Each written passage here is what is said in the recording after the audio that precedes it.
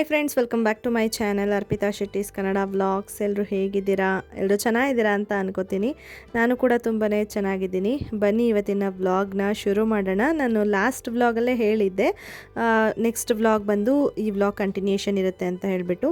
ಹಾಗಾಗಿ ಈ ವ್ಲಾಗ್ ಬಂದು ಲಾಸ್ಟ್ ವ್ಲಾಗ್ ಕಂಟಿನ್ಯೂಷನ್. ನಾವು ಹೊರನಾಡಿಗೆ ಹೊರಟಿದ್ವಿ ಅಲ್ವಾ, ಇವಾಗ ಆನ್ ದಿ ವೇನೇ ಇದ್ದೀವಿ. ಹೊರನಾಡು ಆಲ್ರೆಡಿ ರೀಚ್ ಆಗಿದ್ದೀವಿ. ನಾನು ಲಾಸ್ಟ್ ವ್ಲಾಗಲ್ಲೇ ಹೇಳಿದೆ, ನಾವೆಲ್ಲ ಮುಂಚೆನೇ ಪ್ರೀ ಪ್ಲ್ಯಾನ್ ಮಾಡ್ಕೊಂಡಿದ್ವಿ, ರೂಮ್ಸ್ ಎಲ್ಲ ಬುಕ್ ಮಾಡಿಕೊಂಡು ಹೋಗಿದ್ದು ಅಂತ ಹೇಳಿ. ಸೊ ಅದೇ ಪ್ರಕಾರ ಹೋಗ್ತಾ ಇದ್ದೀವಿ. ಫಸ್ಟ್ ಊಟ ಮಾಡಿಕೊಂಡು ಆಮೇಲೆ ರೂಮಿಗೆ ಹೋಗೋಣ ಅಂತ ಡೈರೆಕ್ಟ್ ನಾವಿವಾಗ ದೇವಸ್ಥಾನದ ಹತ್ರ ಹೋಗ್ತಾ ಇದ್ದೀವಿ. ಫ್ರೆಂಡ್ಸ್, ನೀವು ಯಾರಾದರೂ ಇನ್ನೂ ನನ್ನ ಚಾನಲ್ನ ಸಬ್ಸ್ಕ್ರೈಬ್ ಮಾಡ್ಕೊಳ್ಳದೆ ಹಾಗೆ ವಿಡಿಯೋಸ್ನ ನೋಡ್ತಾ ಇದ್ದರೆ ಪ್ಲೀಸ್ ಬೇಗ ಹೋಗಿ ಸಬ್ಸ್ಕ್ರೈಬ್ ಮಾಡ್ಕೊಳ್ಳಿ. ಹಾಗೆ ಇನ್ಸ್ಟಾಗ್ರಾಮಲ್ಲಿ ಕೂಡ ನೀವು ನನ್ನನ್ನು ಫಾಲೋ ಮಾಡ್ಬೋದು. ಇನ್ಸ್ಟಾಗ್ರಾಮ್ ಲಿಂಕು ನಾನು ಕೆಳಗಡೆ ಡಿಸ್ಕ್ರಿಪ್ಷನ್ ಬಾಕ್ಸಲ್ಲಿ ಕೊಟ್ಟಿರ್ತೀನಿ. ಸೊ ಒಂದು ಸರಿ ಚೆಕ್ ಮಾಡಿ.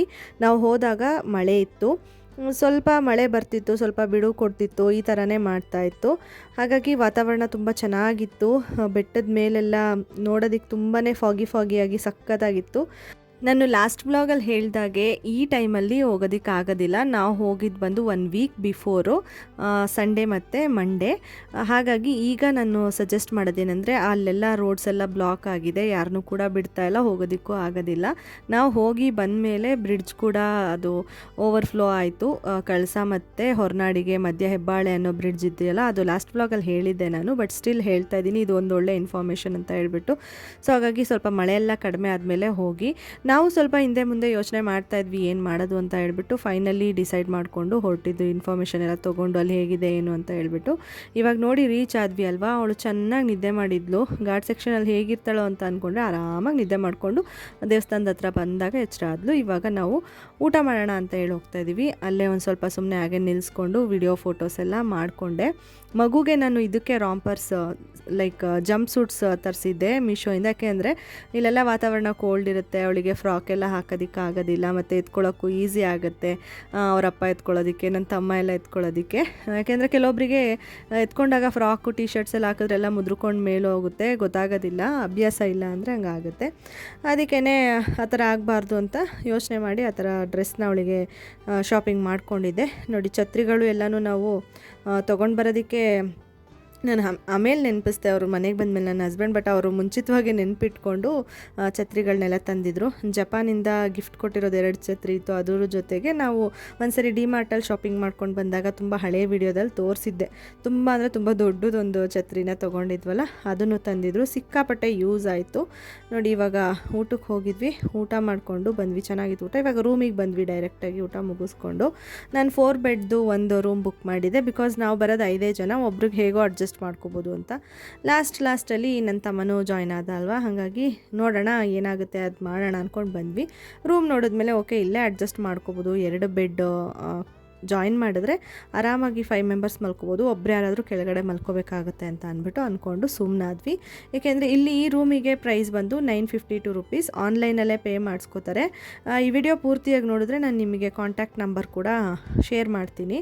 ಇಲ್ಲಾಂದರೆ ಆನ್ಲೈನಲ್ಲಿ ಸರ್ಚ್ ಮಾಡಿದ್ರೆ ಕೂಡ ನಿಮಗೆ ಸಿಗುತ್ತೆ. ಭದ್ರಾ ನಿವಾಸ, ತುಂಗಾ ನಿವಾಸ ಕಾಂಟ್ಯಾಕ್ಟ್ ನಂಬರ್ ಹೊರನಾಡು ಅಂತ ಸರ್ಚ್ ಮಾಡಿದ್ರೆ ನೀವು ಅಲ್ಲಿಂದನೇ ಬುಕ್ ಮಾಡ್ಕೋಬೋದು.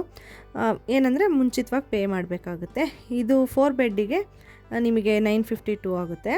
2 ಬೆಡ್ಸ್ಗಾದರೆ 450 ಸಮಥಿಂಗ್ ಏನೋ ಆಗುತ್ತೆ ಅಂತ ಹೇಳಿದ್ರು. ಇದು ಹೊಸ ಬಿಲ್ಡಿಂಗ್, ಚೆನ್ನಾಗಿತ್ತು. ನನಗೆ ವೀವೆಲ್ಲ ಸಖತ್ ಇಷ್ಟ ಆಯಿತು. ಈ ರೂಮಿಂದ ದೇವಸ್ಥಾನ ಕಾಣಿಸ್ತಿರಲಿಲ್ಲ ಅಷ್ಟಾಗಿ, ಈ ಕಡೆ ಬೆಟ್ಟ ಎಲ್ಲ ಇದೆಯಲ್ಲ ಅದೆಲ್ಲ ಚೆನ್ನಾಗಿ ಕಾಣಿಸ್ತಾ ಇತ್ತು. ಕಾರ್ ಕೂಡ ಇಲ್ಲೇ ಪಾರ್ಕ್ ಮಾಡಿದರು. ಆ ಕಡೆ ತೊಗೊಂಡೋಗಿ ಪಾರ್ಕ್ ಮಾಡಬೇಕು. ಬಟ್ ಎಲ್ಲ ನಮ್ಮದು ಲಗೇಜ್ ಎಲ್ಲ ತೊಗೊಂಡು ಬಂದಮೇಲೆ ಹೋಗಿ ಪಾರ್ಕ್ ಮಾಡೋಣ ಅಂದ್ಬಿಟ್ಟು ಅಲ್ಲೇ ನಿಲ್ಲಿಸಿದ್ರು. ನೋಡ್ಬೋದು, ಮಳೆ ಬರ್ತಾನೆ ಇದೆ, ನಿಲ್ಲುತ್ತೆ ಹೋಗುತ್ತೆ, ಆ ಥರ ಮಾಡ್ತಾ ಇದೆ. ಅವಳನ್ನು ಬಂದ ತಕ್ಷಣ ಅಲ್ಲಿ ಅವ್ರ ಕೈ ಕೊಟ್ಬಿಟ್ಟೆ. ಅಲ್ಲಿಂದಲೂ ನನ್ನ ಜೊತೆನೇ ಇದ್ಲಲ್ಲ ಅಂದ್ಬಿಟ್ಟು ಸರಿ ಇವಾಗ ನಾವು ಒಂದು ಸ್ವಲ್ಪ ಹೊತ್ತು ರೆಸ್ಟ್ ಮಾಡಿ ಫ್ರೆಶ್ ಅಪ್ ಆದ್ವಿ. ಹೊಸದು ನಾನು ಮೀಶೋದಲ್ಲಿ ಒಂದು ಫೀಡಿಂಗ್ ಕುರ್ತಿ ತೊಗೊಂಡಿದ್ದೆ, ಅದನ್ನು ಹಾಕ್ಕೊಂಡಿದ್ದೀನಿ. ಚೆನ್ನಾಗಿ ಸೆಟ್ ಆಗುತ್ತೆ ಮುತ್ತಿನ ಸರಕ್ಕೆ ಅಂತ ಹೇಳ್ಬಿಟ್ಟು. ಮತ್ತು ಸ್ವೆಟರ್ ಕೂಡ ಇದಕ್ಕೆ ಮ್ಯಾಚ್ ಆಗೋಂಥದ್ದು ತೊಗೊಂಡು ಬಂದಿದ್ದೆ, ನನ್ನ ಹತ್ರ ಇತ್ತು ಅಂತ. ಸೊ ಇಲ್ಲಿ ಚಳಿ ಇರುತ್ತೆ ಅಂತ ಮುಂಚಿತವಾಗಿ ಗೊತ್ತಿತ್ತಲ್ಲ ನನಗೆ. ಹಾಗಾಗಿ ಇವಾಗ ಅವಳು ಅವ್ರ ಅಪ್ಪನ ಜೊತೆ ಆಟಾಡ್ತಿದ್ದಾಳೆ. ಅವಳಿಗೂ ಫ್ರೆಶ್ ಅಪ್ ಮಾಡಿಸ್ಬಿಟ್ಟಿದ್ದೀನಿ. ಇನ್ನೊಂದು ಜಂಪ್ ಸೂಟ್ ಬೇರೆದು ಹಾಕ್ಬಿಟ್ಟು ನಾನು ರೆಡಿ ಆದೆ. ಅಮ್ಮ ಮತ್ತು ಎಲ್ಲ ರೆಡಿ ಆದರು. ಇವರಿಬ್ಬರು ಗಂಡು ಮಕ್ಕಳು ರೆಡಿ ಆಗೋಕ್ಕೆ ಲೇಟ್ ಮಾಡ್ತಾಯಿದ್ರು. ಆಮೇಲೆ ಲಾಸ್ಟಿಗೆ ರೆಡಿ ಆದರು. ಯಾಕೆಂದರೆ ಮಳೆ ಬರ್ತಾಯಿತ್ತು ಸಿಕ್ಕಾಬಿಟ್ಟೆ, ಹೋಗೋಕ್ಕೆ ಆಗ್ತಿರಲಿಲ್ಲ. ಅದಕ್ಕೆ ಸುಮ್ಮನೆ ಅವರು ಆಮೇಲೆ ರೆಡಿ ಆಗೋಣ ಅಂದ್ಕೊಂಡು ಕೂತಿದ್ರು. ವೆದರ್ ತುಂಬಾ ಚೆನ್ನಾಗಿರುತ್ತೆ, ಬಟ್ ಭಯನೂ ಆಗುತ್ತೆ ಇಲ್ಲಿ ಜಾಸ್ತಿ ಮಳೆ ಎಲ್ಲ ಆದರೆ. ಗೊತ್ತಲ್ಲ ನಿಮಗೆ ಏನೇನಾಗುತ್ತೆ ಅಂತ. ಈಗಂತೂ ನ್ಯೂಸಲ್ಲಿ ನೋಡಿ ನೋಡಿ ಭಯನೇ ಆಗಿದೆ. ನಮಗೆ ಬಂದಮೇಲೆ ನೋಡಿಬಿಟ್ಟು ಯಪ್ಪ ನಾವು ಹೋಗಿ ಬಂದಿದ್ದು ಸರಿ ಹೋಯ್ತು ಅಂತ ಅನ್ನಿಸ್ತಾ ಇತ್ತು. ನೋಡಿ ಇವಾಗ ಇವಳು ಏನು ಮಾಡ್ತಿದ್ದಾಳೆ ಅಂದರೆ ಎಲ್ಲ ರೆಡಿ ಆದಳು, ನಾವು ಎಲ್ಲ ರೆಡಿ ಆಗ್ತಾಯಿದ್ದೀವಿ. ಇವಳು ಅಳೋದಕ್ಕೆ ಶುರು ಮಾಡಿದ್ಲು, ನಿದ್ದೆ ಬಂತೋ ಏನೋ ಅಳೋದಕ್ಕೆ ಶುರು ಮಾಡಿದ್ಲು. ಸರಿ ಅಂದ್ಬಿಟ್ಟು ತೂಗ್ತಾಯಿದ್ರು ನಮ್ಮಮ್ಮ ಮತ್ತು ನಮ್ಮತ್ತೆ ಇಬ್ಬರು ಸೇರಿಕೊಂಡು. ತೂಗಿದ್ರೆ ಮಲ್ಕೋತಾಳೇನೋ ಅಂತ ಹೇಳ್ಬಿಟ್ಟು ಮಲ್ಕೋತಿರ್ಲಿಲ್ಲ ಅವಳು. ಆರಾಮಾಗಿ ಕಣ್ಬಿಟ್ಕೊಂಡು ನಗೋದು ಆಟ ಆಡ್ಸೋದು ಮಾಡ್ತಿದ್ದಾಳೆ. ಎತ್ಕೊಂಡ್ರೆ ಸ್ವಲ್ಪ ಮಾಮೂಲಿ ಅಳೋದು ಕಿರಿಕಿರಿ ಮಾಡೋದು ಮಾಡ್ತಾಳಲ್ಲ ನಾರ್ಮಲಾಗಿ ಮನೆಯಲ್ಲಿ, ಆ ಥರ ಮಾಡ್ತಾಯಿದ್ಲು. ಸರಿ ನೋಡೋಣ, ಹೋಗೋವರೆಗೂ ಇನ್ನೂ ಟೈಮ್ ಇದೆ, ಏನೇನು ಮಾಡ್ತಾಳೆ ಮಾಡಲಿ ಅಂದ್ಬಿಟ್ಟು ನಾವು ಸುಮ್ಮನೆ ಅವಳನ್ನ ಆಟಾಡ್ಸೋದು ತೂಗೋದು ಈ ಥರ ಮಾಡ್ತಾಯಿದ್ವಿ. ಆ್ಯಕ್ಚುಲಿ ಇವಳು ಅಳೋದಕ್ಕೆ ಕಾರಣ ಏನಂತಂದರೆ ಇವಳು 2 ಡೇಸಿಂದ ಪಾಟಿ ಮಾಡಿರಲಿಲ್ಲ. ಅಂದರೆ ಒಂದಿನ ಬ್ರೇಕ್ ತೊಗೊಂಬಿಟ್ಟಿದ್ಲು, ಮಾಡಿಲ್ಲ. ಇವತ್ತು ಇಲ್ಲಿಗೆ ಬಂದ ಮೇಲೆ ಮಾಡಿದ್ಲು. ಓಕೆನಾ, ಅಯ್ಯೋ ಮಾಡಿಲ್ಲ ಅಂತ ಅದನ್ನೇ ಯೋಚನೆ ಮಾಡ್ತಾಯಿದ್ದೆ. ಇನ್ನು ಏನಾದರೂ ಹೊಟ್ಟೆ ನೋವು ಬಂದು ಅಳೋದು ಬೇರೆ ಕಿರಿಕಿರಿ ಮಾಡೋದು ಮಾಡ್ತಾಳೇನೋ ಅಂತ. ಬಟ್ ಅವಳು ಮೋಷನ್ ಮಾಡೋವರೆಗೂ ಆರಾಮಾಗೇ ಇದ್ಲು ಆಯಿತಾ. ಮೋಷನ್ ಎಲ್ಲ ಮಾಡಿದ್ಲು, ಬಟ್ಟೆ ಎಲ್ಲ ಅದು ಡೈಪರ್ ಫ್ರೀ ಟೈಮ್ ಕೊಟ್ಟಿದ್ವಲ್ಲ ಆಗಲೇ ಮಾಡಿದ್ಲು ಅಂತ ಅದಕ್ಕೆಲ್ಲ ಆಗೋಗಿತ್ತು. ಸುಮ್ಮನೆ ಎಲ್ಲ ವಾಶ್ ಮಾಡಿಬಿಟ್ಟು ಎಲ್ಲ ಅಲ್ಲೇ ಒಣಗಾಕಿದ್ವಿ. ಬಟ್ ಇವಳು ಏನು ಮಾಡಿದ್ಲು ಗೊತ್ತಾ, ಮೋಷನ್ ಹೋಗಿ ಆದಮೇಲೆ ಅಳೋದಕ್ಕೆ ಶುರು ಮಾಡಿದ್ಲು. ಸ್ವಲ್ಪ ನಾವು ಮಾಮೂಲಿ ಮಾಡ್ತಿದ್ದಾಳೆ ಅಂತ ತೂಗೋದು ಆ ಥರ ಎಲ್ಲ ಮಾಡ್ತಾಯಿದ್ವಿ. ಫೈನಲಿ ಸ್ವಲ್ಪ ಸಮಾಧಾನ ಮಾಡಿದ್ವಿ. ಆದರೂ ಯಾಕೋ ಅವಳು ಕಂಫರ್ಟಬಲಾಗಿರಲಿಲ್ಲ. ಸರಿ ಹೋಗಿ ಬಂದುಬಿಡೋಣ, ಹೇಗಿದ್ರು ಅವಳದು ನಾರ್ಮಲಾಗಿ ಮಾಡ್ತಾಳಲ್ಲ ಅದೇ ಥರ ಅಂದ್ಕೊಂಡು ನಾವೇನು ಮಾಡಿದ್ವಿ, ಹೊರಟ್ವಿ ದೇವಸ್ಥಾನಕ್ಕೆ. ಕುಂಕುಮಾರ್ಚನೆ ಮಾಡಿಸ್ಬಿಟ್ಟು ದೇವ್ರ ದರ್ಶನ ಮಾಡಿಕೊಂಡು ಬರೋಣ ಅಂತ ಹೇಳಿಬಿಟ್ಟು ಎಲ್ಲರೂ ರೆಡಿಯಾಗಿ ಹೊರಟ್ವಿ. ಬಟ್ ಅವಳು ತುಂಬಾ ಅಳೋದಕ್ಕೆ ಶುರು ಮಾಡಿಬಿಟ್ಲು. ದೇವಸ್ಥಾನದೊಳಗೆ ನಾವು ಕುಂಕುಮಾರ್ಚನೆಗೆ ಒಳಗಡೆಗೆ ಬಿಡ್ತಾರಲ್ವ ಫುಲ್ಲು, ಅಲ್ಲಿ ಕೂತ್ಕೊಳ್ಳೋಕೆ ಹೋದರೆ ಏನು ಅಳ್ತಿದ್ದಾಳೆ. ಇವಳ ಜೊತೆಗೆ ಇನ್ನೂ ಒಂದು ಮಗು ಇತ್ತು, ಅದು ಅಳ್ತಿತ್ತು. ಅದು ಏನಕ್ಕೆ ಅಳ್ತಿತ್ತೋ ಪಾಪ ಗೊತ್ತಿಲ್ಲ. ಇವಳು ಜೋರಾಗಿ ಅಳೋಕ್ಕೆ ಶುರು ಮಾಡಿದ್ಲು. ನಾನೊಂದು ಸ್ವಲ್ಪ ಹೊತ್ತು ಅಲ್ಲೇ ಸಮಾಧಾನ ಮಾಡೋಕ್ಕೆ ನೋಡಿದೆ, ಆಗಲಿಲ್ಲ. ಅದಾದಮೇಲೆ ಹೊರಗಡೆ ಕರ್ಕೊಬಂದು ಹಾಲು ಕುಡ್ಸೋಕ್ಕೆ ನೋಡಿದೆ, ಅವಾಗೂ ಆಗಲಿಲ್ಲ, ಸಮಾಧಾನನೇ ಆಗಲಿಲ್ಲ. ಇನ್ನೂ ಜೋರಾಗಿ ಕಣ್ಣಲ್ಲೆಲ್ಲ ನೀರು ಬರ್ಸ್ಕೊಂಡು ಅಳೋದಕ್ಕೆ ಶುರು ಮಾಡಿಬಿಟ್ಲು. ಸರಿ ಅಂದ್ಬಿಟ್ಟು ಹೊರಗಡೆಗೆ ಕರ್ಕೊಬಂದ್ಬಿಟ್ಟೆ. ಕರ್ಕೊಂಬಂದಾದಮೇಲೆ ಹೆಂಗೋ ರೂಮಿಗೂ ಕರ್ಕೊಬಂದ್ಬಿಟ್ವಿ. ಸ್ವಲ್ಪ ಸಮಾಧಾನ ಮಾಡಿಕೊಂಡು ಊಟನೂ ಮಾಡಲಿಲ್ಲ ಅಲ್ಲಿ. ಆಮೇಲೆ ಸ್ವಲ್ಪ ಸಮಾಧಾನ ಆದ್ಲು. ಡ್ರಾಪ್ಸ್ ಎಲ್ಲ ಹಾಕಿದ್ದೆ ನಾನು ತೊಗೊಂಡೋಗಿದ್ದನ್ನ. ಆಮೇಲೆ ಅವರೆಲ್ಲರನ್ನೂ ಊಟಕ್ಕೆ ಕಳಿಸಿದ್ವಿ. ನಾನು ಅಮ್ಮ ಅಲ್ಲೇ ಉಳ್ಕೊಂಡು, ಅಲ್ಲೇ ನಾವು ಕೆಳಗಡೆ ಹೋಟೆಲ್ ಇತ್ತು ತುಂಗಾ ಕೆಳಗಡೆನೇ, ಅಲ್ಲಿಂದನೇ ಊಟ ತರಿಸ್ಕೊಂಡು ಮಾಡಿದ್ವಿ. ಅದಾದಮೇಲೆ ಅವಳು ಅಳ್ತಾನೇ ಇದ್ಲು. ಎಷ್ಟೇ ಸಮಾಧಾನ ಮಾಡಿದ್ರು ಅಪ್ಪ ಅಂದರು ಸರಿ ಹಾಸ್ಪಿಟಲ್ಗೆ ಒಂದ್ಸರಿ ಹೋಗಿ ತೋರಿಸ್ಕೊಂಬಂದ್ಬಿಡೋಣ ಅಂತ ವಿಚಾರಿಸಿದ್ದಕ್ಕೆ ಅಲ್ಲಿ ಕಳ್ಸೋದಲ್ಲಿ ಇರ್ತಾರೆ ಡಾಕ್ಟರು, ಹೋಗಿ ತೋರಿಸ್ಕೊಂಡು ಬನ್ನಿ ಅಂತ ಅಂದರು. ನನಗೆ ಹೋಗಬೇಕು ಅಂತ ಏನು ಅನಿಸಿಲ್ಲ. ನಮ್ಮಪ್ಪ ಬೇಡ ಹೋಗೋಣ, ರಾತ್ರಿ ಎಲ್ಲ ಇದು ಮಾಡ್ತಾಳೆ, ಇಲ್ಲ ಅಂದರೆ ಬೆಳಗ್ಗೆಕ್ಕೂ ಹಿಂಸೆ ಆಗುತ್ತೆ ಅಂತ ಅಂದ್ಬಿಟ್ಟು ಅಂದರು. ಸರಿ ಅಂದ್ಬಿಟ್ಟು ಕರ್ಕೊಂಡು ಹೋದ್ವಿ. ಕರ್ಕೊಂಡು ಹೋಗೋಷ್ಟರೊಳಗಡೆ ಮಲ್ಕೊಂಡೇ ಬಿಟ್ಲು. ಆಮೇಲೆ ಅಲ್ಲಿ ಹೋಗಿ ನೋಡಿದ್ದಕ್ಕೆ ಹೇಳ್ದೆ ಮೋಷನ್ ಪಾಸ್ ಮಾಡಿದ್ಮೇಲೆ ಅಳ್ತಿದ್ದಾಳೆ, ಅದಕ್ಕೆ ಮುಂಚೆ ಏನು ಅಳ್ತಿರಲಿಲ್ಲ ಅಂತ ಅವರಂದರು. ಪಾಟಿ ಮಾಡೋ ಜಾಗದಲ್ಲಿ ಒಂಥರ ಗಾಯ ಥರ ಆಗಿಬಿಡುತ್ತೆ, 2 ದಿನದಿಂದ ಮೋಷನ್ ಮಾಡಿಲ್ಲ ಅಲ್ವಾ, ಮೋಷನ್ ಗಟ್ಟಿಯಾಗಿ ಆ ಥರ ಆಗಿರುತ್ತೆ ಅಷ್ಟೇ, ಇನ್ನೇನು ಇಲ್ಲ ಪ್ರಾಬ್ಲಮ್ ಅಂದರು. ಆಮೇಲೆ ನಾನು ಹಾಕಿದ್ದೆ ಡ್ರಾಪ್ಸ್ನ ಸ್ಟಾಪ್ ಮಾಡಿ, ಬೇಡ ಹಾಕಬೇಡಿ ಅದನ್ನು ಅಂದ್ಬಿಟ್ಟು ಅವರೇ ಒಂದು ಬೇರೆ ಡ್ರಾಪ್ಸ್ ಕೊಟ್ಟು ಅಲ್ಲೇ ಹಾಕಿದ್ರು. ಜೊತೆಗೆ ಮೋಷನ್ ಪಾಸ್ ಮಾಡೋ ಜಾಗಕ್ಕೆ ಜೆಲ್ ಕೂಡ ಅಪ್ಲೈ ಮಾಡಿದ್ರು. ಆಮೇಲೆ ಅವಳು ಸ್ವಲ್ಪ ಸಮಾಧಾನ ಆಗಿ ನೈಟೆಲ್ಲ ಆರಾಮಾಗಿ ನಿದ್ದೆ ಮಾಡಿದ್ಲು. ಇದು ನೋಡಿ ನಾನು ಬೆಳಗ್ಗಿನ ಜಾವ ಎದ್ದಾಗ ತೊಗೊಂಡಿರೋ ಅಂಥ ಕ್ಲಿಪ್ಪಿಂಗ್ ನೋಡಿ. ಆರಾಮಾಗಿದ್ದಾಳೆ, ಆರಾಮಾಗಿ ನಿದ್ದೆನೂ ಮಾಡಿದ್ದಾಳೆ. ಇದೊಂದು ಎಕ್ಸ್ಪೀರಿಯೆನ್ಸ್ ಆಯಿತು. ನನಗೂ ಇದ್ರ ಬಗ್ಗೆ ಗೊತ್ತಿರಲಿಲ್ಲ. ರ್ಯಾಷಸ್ ಗೊತ್ತಿತ್ತು ಹೊರಗಡೆ ಆಗೋದು, ಬಟ್ ಈ ಥರದ ಎಕ್ಸ್ಪೀರಿಯೆನ್ಸು ನನಗೆ ಯೂಸ್ ಆಗುತ್ತೆ. ಮುಂದೆ ಯಾವಾಗಾದರೂ ಇವಳು ಈ ಥರ ಮೋಷನ್ ಮಾಡಿದ್ಮೇಲೆ ಹತ್ರ ನನಗೆ ಗೊತ್ತಾಗುತ್ತೆ. ನೋಡಿ ಇವಾಗೆಲ್ಲರೂ ಎದ್ದೇಳ್ತಾ ಇದ್ದಾರೆ. ಹಾಗೂ ನಾವು ಹರಳೆಣ್ಣೆ ತೊಗೊಂಡೋಗಿದ್ವಿ, ಅಪ್ಲೈ ಮಾಡಿದ್ವಿ. ಸಮಾಧಾನ ಆಗ್ತಿದ್ಲು, ಏನೋ ನಿದ್ದೆ ಮಾಡಿದಿದ್ರೆ. ಬಟ್ ಹಾಸ್ಪಿಟಲ್ ಹೋಗಿ ಬಂದಿದ್ದು ಒಳ್ಳೇದಾಯಿತು ಅಂದ್ಕೊಂಡು ಸುಮ್ಮನಾದ್ವಿ, ನಮಗೂ ಗೊತ್ತಾಯಿತು ಅಂತ.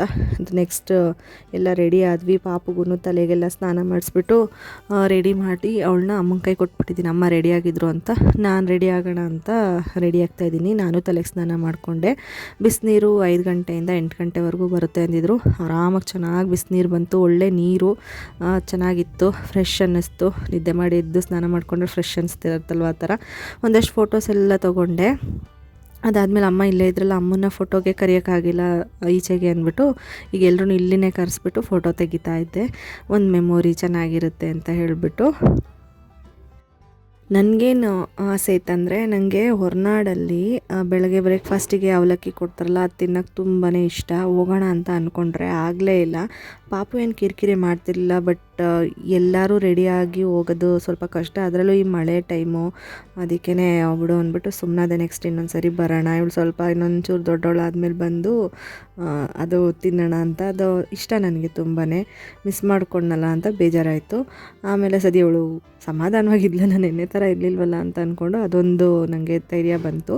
ಸರಿ ಹೊರಟು ಬಂದ್ವಿ ನಾವು. ಅಲ್ಲೇ ಬ್ರೇಕ್ಫಾಸ್ಟ್ ತಿನ್ನಲಿಲ್ಲ ನಾವು, ಇವಳ್ದೆಲ್ಲ ಮುಗಿದ್ಬಿಡ್ಲಿ ಆಮೇಲೆ ಹೋಗಿ ತಿನ್ನೋಣ ಅಂತ ಅಂದ್ಬಿಟ್ಟು. ಏನು ಗೊತ್ತಾ, ಸಿಕ್ಕಾಬಟ್ಟೆ ಕಾಸ್ಟ್ಲಿ ಅಪ್ಪ. ಇಲ್ಲಿ ತುಂಗ ಕೆಳಗಡೆ ಒಂದು ಹೋಟೆಲ್ ಇದೆ, ಅಲ್ಲಂತೂ ಸಿಕ್ಕಾಬಟ್ಟೆ ಕಾಸ್ಟ್ಲಿ. ಒಂದು ಊಟ ನೈಟ್ ತೊಗೊಂಡಿದ್ದು 120 ರುಪೀಸು. ಸಖತ್ ಕಾಸ್ಟ್ಲಿ ಅಂತ ಅನ್ನಿಸ್ತು. ದೇವಸ್ಥಾನದಲ್ಲಿ ಊಟ ಇಲ್ಲದಿರೋ ಟೈಮಲ್ಲಿ ಅವಶ್ಯಕತೆ ಇದ್ದೇ ಇರುತ್ತಲ್ವ, ತೊಗೋತಾರೆ ಅನ್ನೋ ಒಂದು ಇದರಲ್ಲಿ ಡಿಮ್ಯಾಂಡ್ ಇದೆ ಅಂತ ಅಷ್ಟೊಂದು ರೇಟ್ ಇಟ್ಟಿದ್ರು. ನಂಗೆ ಅದು ಇಷ್ಟ ಆಗಲಿಲ್ಲ ಆ್ಯಕ್ಚುಲಿ. ಸ್ವಲ್ಪ ಇರುತ್ತೆ ರೇಟ್ ಜಾಸ್ತಿ, ಬಟ್ ತೀರಾ ಜಾಸ್ತಿ ಇದ್ದಾಗ ಅದೊಂಥರ ಚೆನ್ನಾಗಿ ಅನಿಸಲ್ಲ ಅಲ್ವಾ. ಅದಕ್ಕೇ ಇವಾಗ ನೋಡಿ ಅನ್ನಪ್ರಾಶನಕ್ಕೆ ಬಂದ್ವಿ. ಅವರು ಒಂದು ಫೋಟೋ ತೊಗೊಳಕ್ಕೆ ಹೇಳಿದ್ರು. ಏನು ಅವರು ಅನ್ನಪ್ರಾಶನ ಮಾಡ್ಸೋಕ್ಕೆ ಕೊಟ್ಟಿದ್ರಲ್ಲ ಅದನ್ನು, ಅದ್ರದ್ದೊಂದು ಫೋಟೋ ತೊಗೊಂಡ ನನ್ನ ತಮ್ಮ ವಿಡಿಯೋ ಮಾಡ್ತಾ ಇದ್ದಾನೆ. ನಾನು ಹೇಳೇ ಇರಲಿಲ್ಲ, ಬಟ್ ಹಿಂಗೋ ಅವ್ನು ನೆನಪಿಸ್ಕೊಂಡು ಅಮ್ಮ ಹೇಳಿದ್ರೇನೋ ವಿಡಿಯೋ ಮಾಡ್ತಾ ಇದ್ದ. ಇವಳು ಸ್ವಲ್ಪ ಕುಸ್ಕ ಅಂತ ಶುರು ಮಾಡಿದ್ಲು. ಅನ್ನೋಕ್ಕೆ ಹಂಗೆ ಅವಳನ್ನ ಆಟ ಆಡಿಸ್ಕೊಂಡು ನಾನು ಅವಳ ಕಾನ್ಸಂಟ್ರೇಷನ್ ಡೈವರ್ಟ್ ಮಾಡಿ ಅನ್ನಪ್ರಾಶನ ಅದು ಪ್ರೊಸೆಸ್ ಮುಗಿದ್ಬಿಡಲಿ ಅಂತ ವೆಯ್ಟ್ ಮಾಡ್ತಾಯಿದ್ದೆ. ತುಂಬ ಏನು ಜಾಸ್ತಿ ಹೊತ್ತಾಗಲ್ಲ, ಬೇಗ ಆಗಿಬಿಡುತ್ತೆ. ಆಮೇಲೆ ವೆಯ್ಟ್ ಮಾಡೋದೇನು ತುಂಬ ಇರಲಿಲ್ಲ, ಜನ ಏನು ಅಷ್ಟೊಂದು ಇರಲಿಲ್ಲ ಇದ್ದರು. ಬಟ್ ಒಂದು 5 ಮಿನಿಟ್ಸ್ ಏನೋ ವೆಯ್ಟ್ ಮಾಡಿದ್ವಿ ಅಷ್ಟೇ. ನಾವು ಹೋದ ತಕ್ಷಣ ಕೂತ್ಕೊಂಡ ತಕ್ಷಣವೇ ಒಂದು 5 ನಿಮಿಷಕ್ಕೆ ಪುರೋಹಿತರು ಬಂದು ಒಂದು ಗ್ಲಾಸಲ್ಲಿ ತೊಗೊಂಡು ಬಂದರು. ಏನದು ಪಾಯಸ ಥರ ಮಾಡಿದರು, ರವೆನಲ್ಲಿ ತುಪ್ಪ ಮತ್ತು ಗೋಡಂಬಿ ದ್ರಾಕ್ಷಿ ಎಲ್ಲ ಹಾಕ್ಬಿಟ್ಟು, ಸ್ವೀಟ್ ಬೆಲ್ಲ ಹಾಕಿದ್ರು, ಸಕ್ಕರೆ ಹಾಕಿದ್ರು, ಸಕ್ಕರೆ ಅಂತ ಅನಿಸುತ್ತೆ, ಗೊತ್ತಿಲ್ಲ ನನಗೆ. ಹಾಕಿದ್ರು, ಚೆನ್ನಾಗಿತ್ತು. ಒಟ್ಟು ಅದನ್ನು ಚಿನ್ನದ ಉಂಗುರದಲ್ಲಿ ತಿನ್ನಿಸಿದ್ವಿ ನಾವು. ನಮ್ಮದೇ ಒಂದು ಉಂಗುರ ತೊಗೊಂಡು ತಿನ್ನಿಸಿದ್ವಿ. ಬೆಳ್ಳಿ ಬಟ್ಲು ಸ್ಪೂನ್ ತೊಗೊಂಡೋಗಿದ್ವಿ. ಅವ್ರು ಲೋಟದಲ್ಲಿ ತಂದು ಕೊಟ್ಟಿದ್ದನ್ನ ಅದಕ್ಕೆ ಹಾಕ್ಕೊಂಡು ಫೋಟೋ ತಕ್ಕೊಂಡು ಆಮೇಲೆ ಚಿನ್ನದ ಉಂಗುರದಲ್ಲಿ ತಿನ್ನಿಸಿದ್ದು. ಅವರು ಮಂತ್ರಗಳೆಲ್ಲ ಹೇಳ್ಬಿಟ್ಟು ಅವ್ರ ಪ್ರೊಸೀಜರ್ ಹೇಳ್ಕೊಟ್ರು, ಆ ಥರ ಮಾಡಿದ್ವಿ. ಫಸ್ಟು ಅಪ್ಪ ತಿನ್ನಿಸ್ಬೇಕು, ನನ್ನ ತೊಡೆ ಮೇಲೆ ಕೂರಿಸ್ಕೊಂಡು ಎಡಗಡೆ ತೊಡೆ ಮೇಲೆ ಅವ್ರ ಅಪ್ಪ ತಿನ್ನಿಸಿದ್ರು. ಅದಾದಮೇಲೆ ನಾನು ತಿನ್ನಿಸ್ದೆ. ಓಕೆ, ನಾವು 3 ಟೈಮ್ಸು ತಿನ್ನಿಸ್ಬೇಕು ಅಂತ ಹೇಳ್ಬಿಟ್ಟು.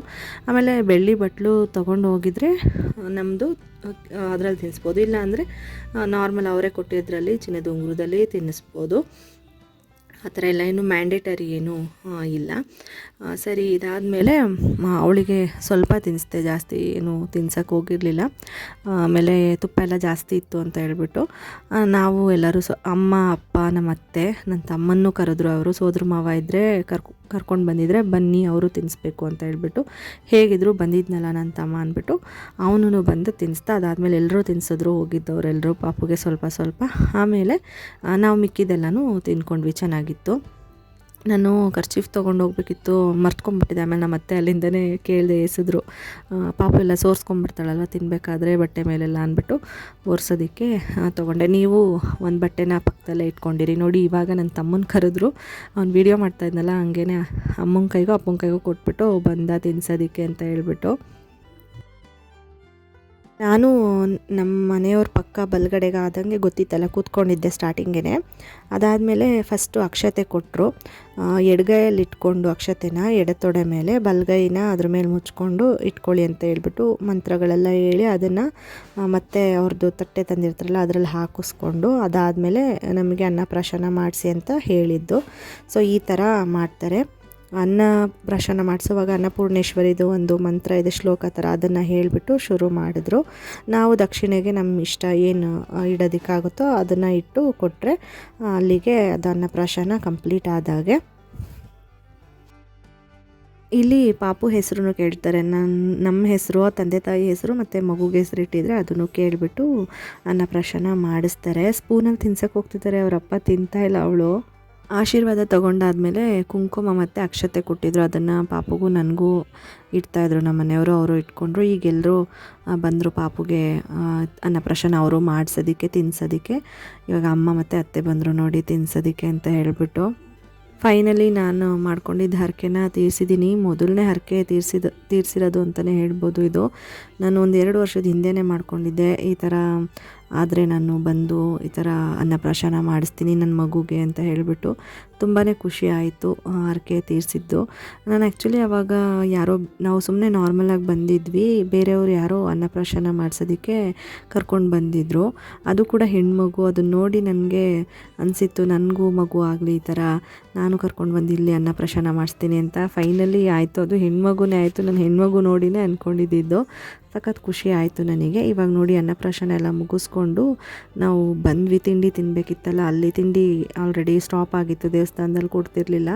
ಅದಕ್ಕೇ ನಮ್ಮ ರೂಮ್ ಕೆಳಗೆ ಹೋಟೆಲಲ್ಲೇ ತಿನ್ನೋಣ ಅಂತ ಹೇಳ್ಬಿಟ್ಟು ಹೋಗ್ತಾಯಿದ್ದೀವಿ. ಸದ್ಯ ಇವಳೇನು ಅಷ್ಟೊಂದು ರಾತ್ರಿ ಮಾಡೋದಲ್ಲ, ಆ ಥರ ಎಲ್ಲ ಏನೂ ಮಾಡಲಿಲ್ಲ. ನನ್ನ ತಮ್ಮ ನಡ್ಕೊಂಡು ಬರ್ತಿದ್ದ, ಕಾರಲ್ಲಿ 5 ಮೆಂಬರ್ಸ್ಗಷ್ಟೇ ಅಲ್ವಾ ಆಗೋದು.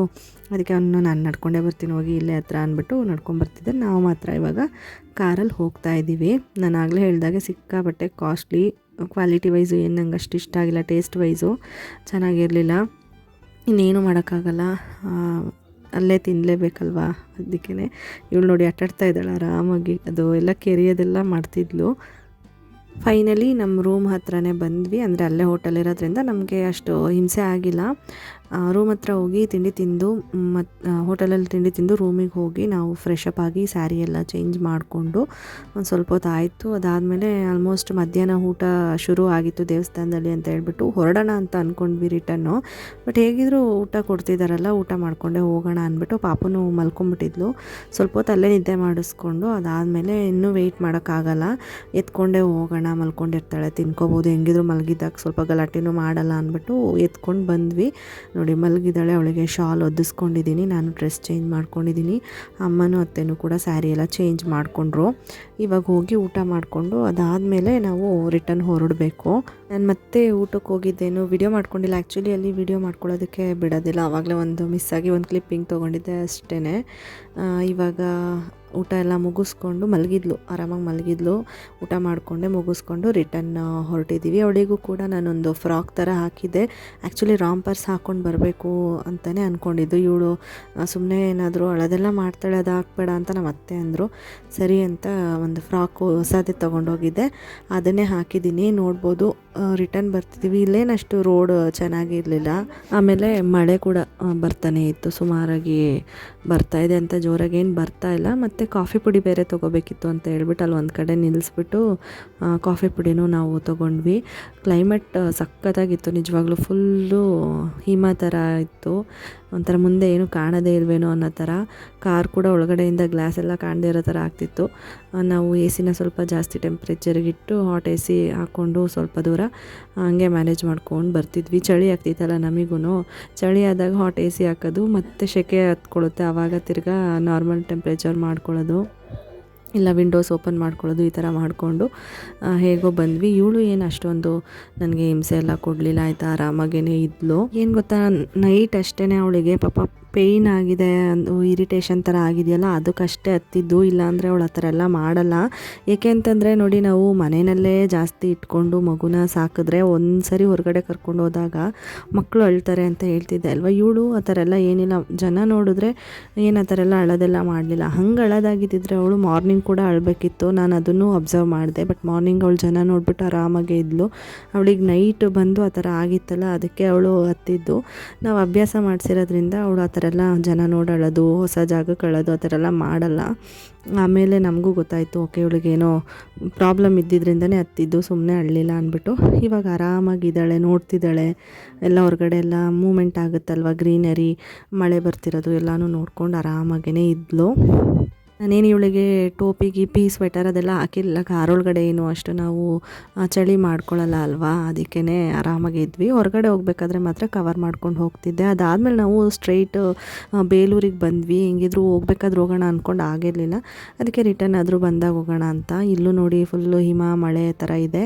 ಹೋಗಿ ದರ್ಶನ ಮಾಡಿಕೊಂಡು ಬಂದ್ವಿ. ನನಗೆ ಇಲ್ಲಿ ಬಂದಾಗ ಹೊರಗಡೆ ಹೋದಾಗ ಸಿಕ್ಕಾಪಟ್ಟೆ ಚಳಿ ಅನ್ನಿಸ್ತಿತ್ತು. ಕಾರಲ್ಲಿದ್ದಾಗ ಬೆಚ್ಚಗಿದ್ದೆ. ಆಮೇಲೆ ಮತ್ತೆ ಇಳಿದ್ಮೇಲೆ ನನಗೆ ಚಳಿ ಶುರು ಆಯಿತು.